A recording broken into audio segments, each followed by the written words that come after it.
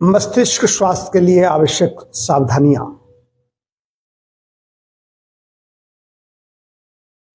हमारे शरीर में रक्त संचरण होता रहता है।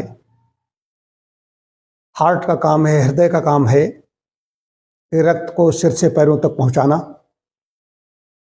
तो मस्तिष्क के लिए हम लेटे रहते हैं तो हार्ट आसानी से पंप करता है। जो कैरोटिड आर्टरी है वो लेकर के जाती है। हम ऐसे तरीके अपनाएं जिससे मस्तिष्क में रक्त प्रवाह ठीक तरीके से होता रहे। बाधित कैसे होता है? एक तो अवस्था बढ़ती है तो बाधित होने लगता है, उसके परसेंटेज जितना कम होने लगती है, जितना पहुंचना चाहिए उतना नहीं पहुंचता, या कहीं कोई आर्टरी में कोई ब्लॉकेज है, कहीं कुछ ऐसा क्लॉट ऐसा बनने लगता है तब भी ऐसा होता है। शरीर में रक्त कम है तब भी ऐसा होता है, या जरा अवस्था बहुत ज्यादा व्यक्ति कमजोर हो गया है तब भी ऐसा होने लगता है।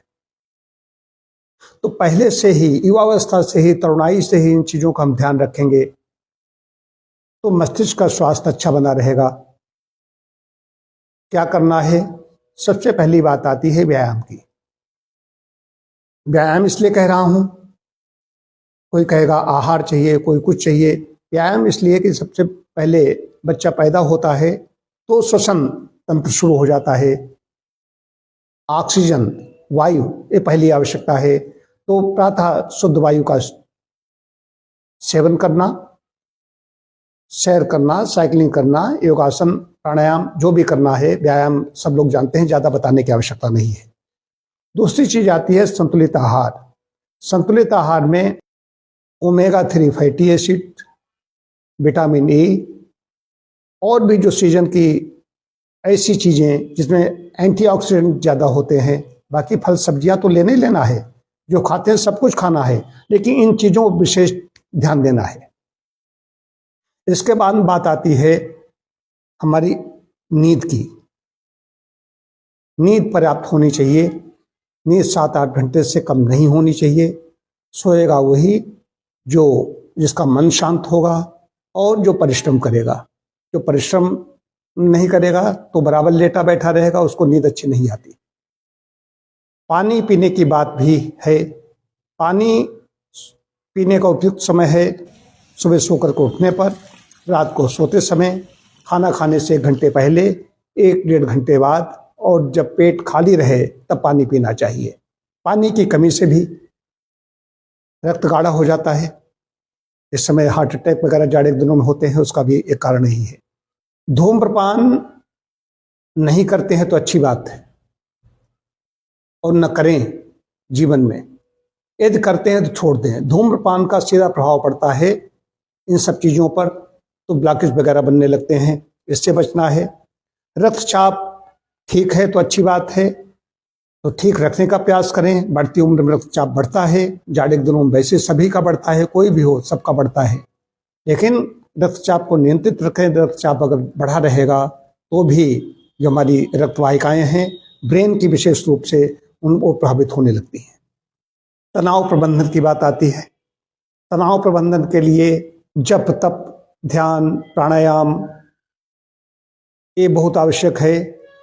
यज्ञ करेंगे, वहां प्राणायाम करेंगे तो ज्यादा ऑक्सीजन शरीर ग्रहित करेगा।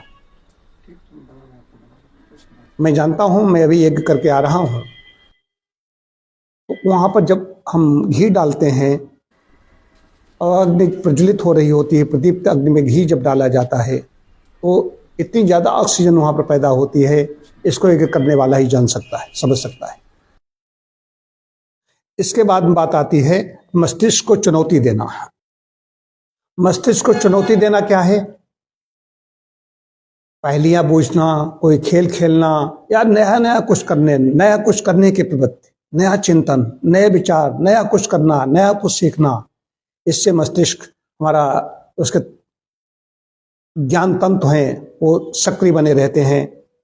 और इसके बाद में बात आती है सोशल एक्टिविटी, सामाजिकता।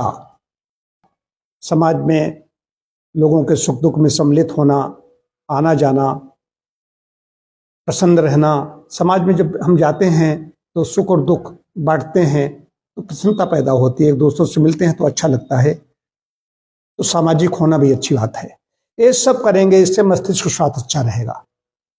गड़बड़ी कहाँ हो रही है कि आजकल कहीं स्ट्रोक हो रहा है, कहीं कुछ हो रहा है, कहीं भूलने की बीमारी हो रही है, याददाश्त कमजोर हो रही है, तनाव है, अवसाद है। ये भी इसलिए होता है कि मस्तिष्क में रक्त की कमी होने लगती है, तब भी ऐसा होता है। अगर ऐसा है तो व्यायाम में योगासन जरूर करें। योगासन में सर्वांगासन, शीर्षासन, हलासन, ये सब अच्छे हैं। इतना करेंगे तो हमारा मस्तिष्क स्वस्थ रहेगा और हम प्रसन्नतापूर्वक जीवन जी सकेंगे।